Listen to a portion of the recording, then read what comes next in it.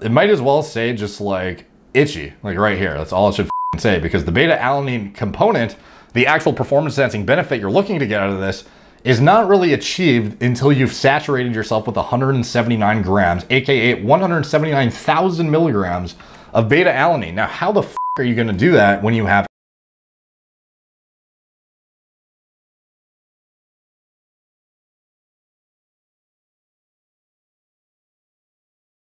What's up guys, Derek, moreplaysmarteats.com. Today we're going to be talking about the FullSense pre-workout. This is a highly requested topic. It is by the Nelk boys. So we just did the Natty or Not on Steve Will Do It. And if you haven't seen that, you can check it out. Put up a card in the corner here. But with the pre-workout videos I've been doing lately, I did the Amazon review of, you know, the top 5 pre's. I did the Blood Rush review, which is pretty fucking funny if you haven't seen that. And then there's the FullSense supplement line. So this is the creation of the Nelk boys, or somebody on their team who knows how to create this shit. Off the bat, you can tell this is heavily marketing focused with not a lot of thought put into it, given the fact that one of their frontline flagship products is a BCAA product. So as most of you guys know by now, you should be getting EAAs, not BCAAs. But anyways, we're here for the pre-workout. So let's get into that. We're on the FullSenseSups.com website. And we're looking at their pre. It is $45. And, you know, I don't even know if these guys, like, I'm going to make a, I don't know, prediction here that these guys are basically, it's sort of the same approach as Tyler One, probably. You know, these are guys who work out, they enjoy pre-workout, they figure they can monetize that in some capacity by making their own and private labeling something. They have a guy who makes a, you know, turnkey, you know, spit out a formula that, you know, a lot of these private label manufacturers have kind of on as defaults. And, you know, they slap their brand on it and get it out there really quick. There's not a whole lot of thought put into formulation. Rather, it is something turnkey, relatively cheap to make, but it's a way for their followers to support them rather than being like, you know, donate fucking money to us, do something stupid, you know, like, I don't know, there's a lot of dumb shit that influencers are doing, like having a shitty, like merch, for example. There's definitely a huge disparity between the influencers who just give a shit about like monetizing their following to the absolute most severe extent where they're milking them dry with garbage shit.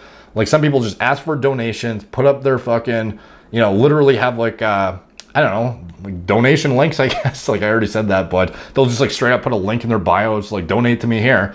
But then in addition to that, even the quality of the products they put out, like there's a reason I haven't put out merch yet. It's because I don't want to have like a Teespring shirt that's like a piece of shit, like Gillidan thing that you got from a basketball camp in grade 9 with a goddamn logo slapped on it. Like that's what I refuse to do.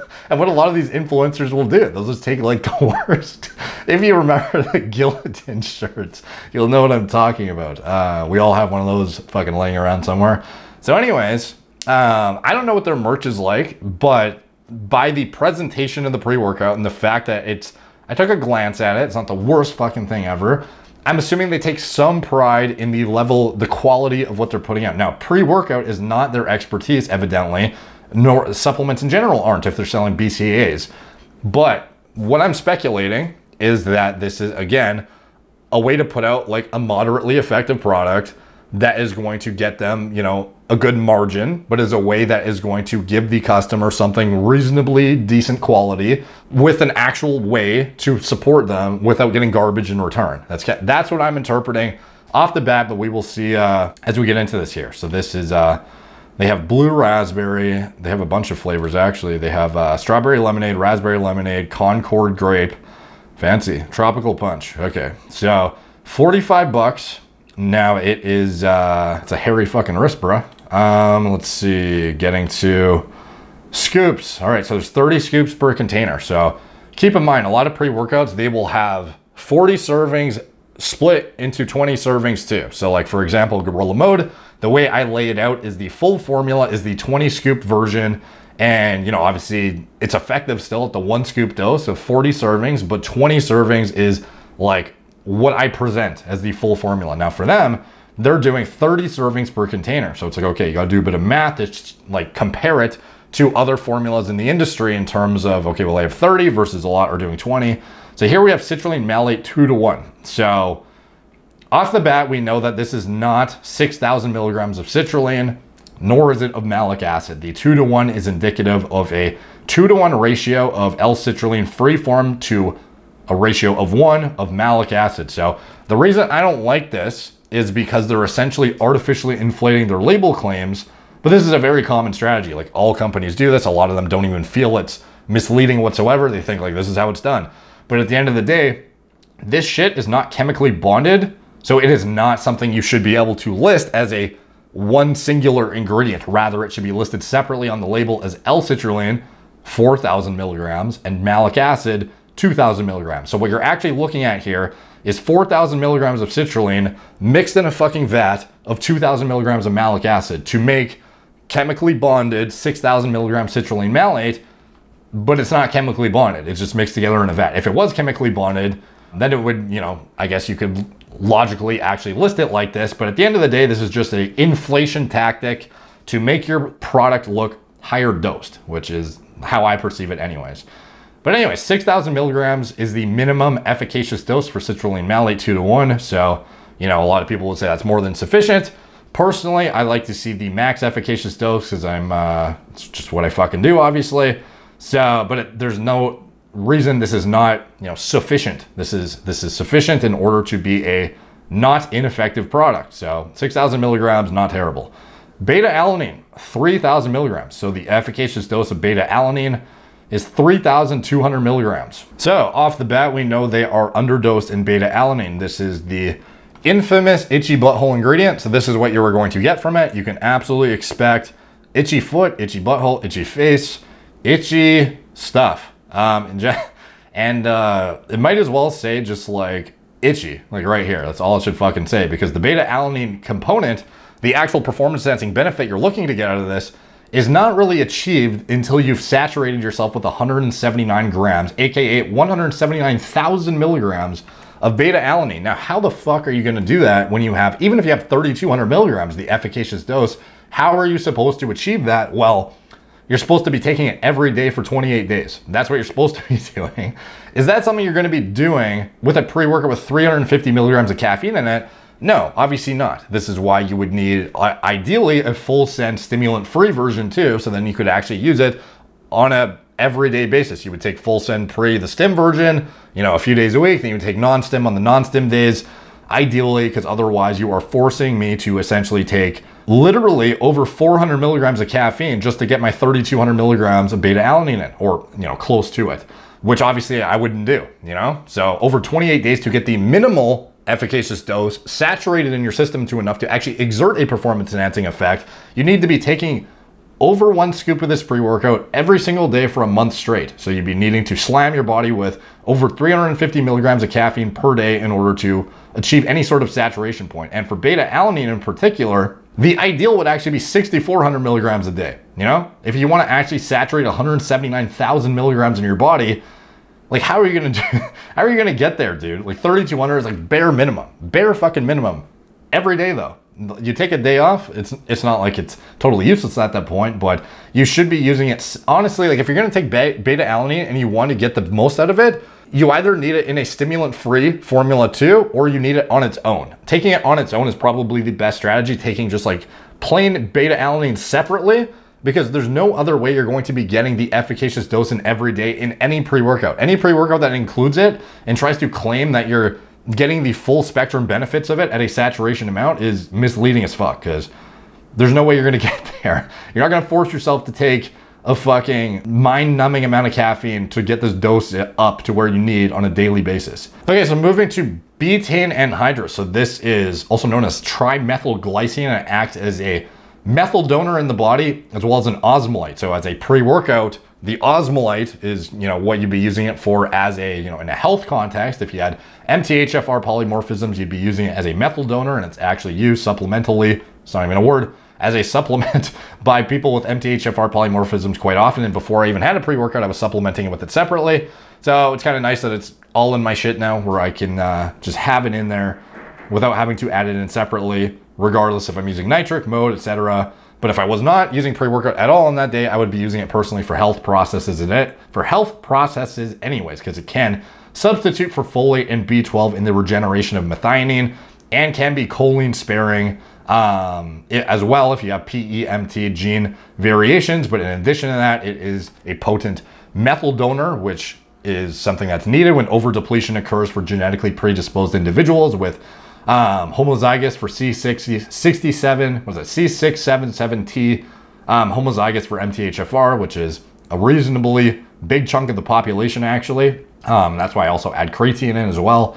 But anyways, as an osmolyte, betaine helps balance fluid levels inside and outside of cells, and it helps get you that like hyperhydration that you're seeking as a pre-workout component. It has a lot of other bold claims in some of the research, and I've referenced them in my Gorilla Mode breakdown. You know, it has stuff like reducing the risk of cardiovascular disease potentially. Improving digestion is a very notable one. Improve liver function, but in a performance enhancing context, increases power, endurance, muscle growth, and fat loss. And some of the claims though are kind of absurd, to be honest. Like, it does help pump, and personally I use it as a methyl donor too. So for me, it's a very good ingredient for multiple different vectors, but some of the claims in the research are things that are a bit over exaggerated. You know, it's one of those things where it's like, oh, you know, peppermint oil, it's as good as minoxidil. It's like, okay, bro, like, sure. Like, let's see that replicated like 5 times in 5 different studies using like better fucking controlled methods. It's just not as, you know, some of the claims for this stuff just take it with a grain of salt, but betaine anhydrous, I do see as an efficacious ingredient, 2,500 milligrams, as an osmolyte pre-workout. It's just not as great in some of like the muscle growth vectors or performance metrics that you see in these studies and whatnot. So, you know, take those with a grain of salt. Now, the next ingredient we have is 500 milligrams of taurine, which is a bit of a controversial ingredient to include pre-workout. You know, I like it as an antioxidant, kind of used throughout the day. I like it for a variety of purposes actually, but in a performance context with stimulants concurrently, there's some interesting research that shows it may be detrimental in combination with one another. However, I don't know, this is something I take with a grain of salt. And the taurine, you know, for me, I think it is a good ingredient. I just don't know if I would personally include it in a pre-workout with stimulants. And if I was going to include it, it would be at a higher dose than this. 500 milligrams is not all that useful. Like, I guess you could say the 500 milligram dose is like the minimally efficacious dose. Personally, I take a couple grams a day, but again, that's in a antioxidant context. So I guess you could say this is reasonably dosed in here. It's basically the equivalent of citrulline malate at 6,000 milligrams. That's basically what this taurine dose is in terms of like passing the threshold of efficacy. Now, N-acetyl L-tyrosine, what do I think about that at 500 milligrams? Not a big fan. Reason being, well, L-tyrosine, I like the ingredient. It is in Gorilla Mode as well. Helps improve mental sharpness a bit, focus, energy levels, mood elevation, all without like major stimulatory backbone on it. You know, like, it's not like it's going to give you jitters. It's not something that's going to give you a crash. It's something that's just clean and is a very good neurotransmitter precursor essentially. Now, as far as the bioavailability though, it was thought that N-acetyl L-tyrosine was superior, and it is still very prevalent, the thought that this is actually what you should be using. And people who are using L-tyrosine, you know, N-acetyl L-tyrosine is just a better way to get it absorbed. It almost reminds me of the creatine bullshit you see when somebody comes out with a new fancy form of creatine. Oh, it's better at absorbing. Your creatine monohydrate isn't going to do the job.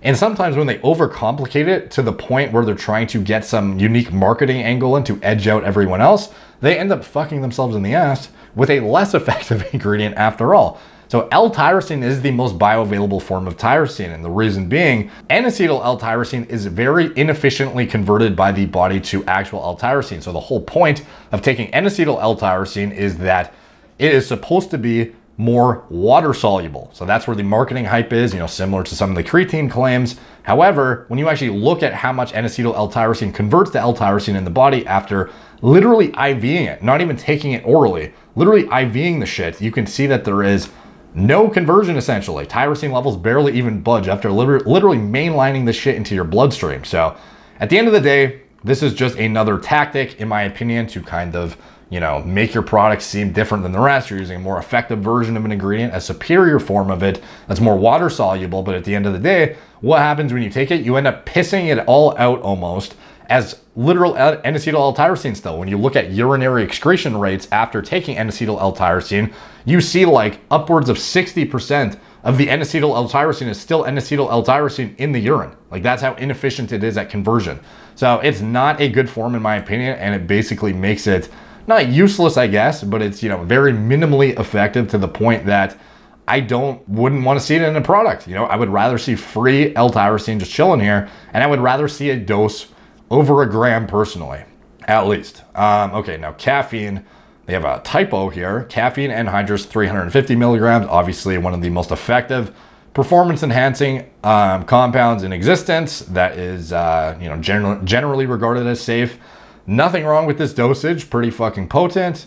It's still going to be, you know, reasonably effective for the majority of people up until, you know, the stim fiend category where they need exotic shit and like hyperadrenaline ridden shit that, you know, antagonizes adrenergic alpha-2 adrenergic receptors and shit like that, or things that are, you know, very, very aggressive like isopropylnorepinephrine or, you know, DMHA, DMAA, shit like that. 350 milligrams is clean. It's not, you know, dangerous. It's not unreasonably high, but it's still pretty fucking high. The majority of people will feel a kick out of this. Now, overall, what do I think of the formula? It says 1 scoop of FullSense Pre improves physical and mental energy, vascularity, endurance, and recovery, allowing you to push your body to its absolute limits. Our potent pre-workout will leave you with no choice but to FullSense your workouts. Yeah, oh shit, they actually have a breakdown of all the ingredients here, except for, interesting, they just left these two out. It's funny because, like, I can't even knock them for this because I don't even have time to write out the Gorilla Mode product descriptions. So there's a lot of pages that are just blank on ours, but I've never like I've never wrote out like 3/4 of a product description and then like left like the bottom 2 fucking things. So that's kind of funny to see, but you know, good on them for breaking down this part at least, and explaining the mechanism of action of this shit. Anyways, what do I think of it in general? I think this is it's not very cost efficient for the, or cost effective for the, you know, dosages shown here. We basically have 4,000 milligrams of L-Citrulline per serving, for 30 servings in the product. Almost enough beta-alanine to get the minimally effective saturation dose if you were to use it every day. I fucking hate this ingredient with a passion. Betaine Anhydrous, sub-efficacious, not too far off though. This might be reasonably effective still. Taurine, I'd like to see it a bit higher, but it's, if I'm going to include it, but it hits the threshold. N-acetyl L-tyrosine, a pretty much useless variant in my opinion. Caffeine, good dose. So anyways, is this a reasonable product? Like, yeah, we have, I guess it's bare minimum, like acceptable for a company that is going to be like looking for the followers to support the creators in a way that gives them a product that works. It's not the best product out there, but it's definitely not the worst. Like, we see much worse shit on Amazon in the top 10, to be honest. So this is not bad. You know, we have citrulline malate. This is clinically efficacious according to a lot of people. Beta-alanine, almost. You know, betaine, reasonable. This shit, meh. Caffeine, more than good enough. Is it gonna work? Yeah. Is it gonna be the best thing out there? Probably not. So anyways, let me know what you guys think in the comments down below. All the comments help the algorithm. They're much appreciated. Like, subscribe, check out my blog, moreplates.com. Follow me on Instagram at moreplates. Facebook, Snapchat, BitChute, Twitter, TikTok, Apple Podcasts. If you want to support the channel, you can check out anything I'm associated with in the video description below. My TRT clinic. It's all telemedicine from the comfort of your own home. Gorilla Mind, nootropic formulas, Gorilla Mode, pre-workout formulas. I design myself from scratch. My recommended lab tests and diagnostics. Anything else I'm associated with, it's all in the video description below. Thank you guys for watching.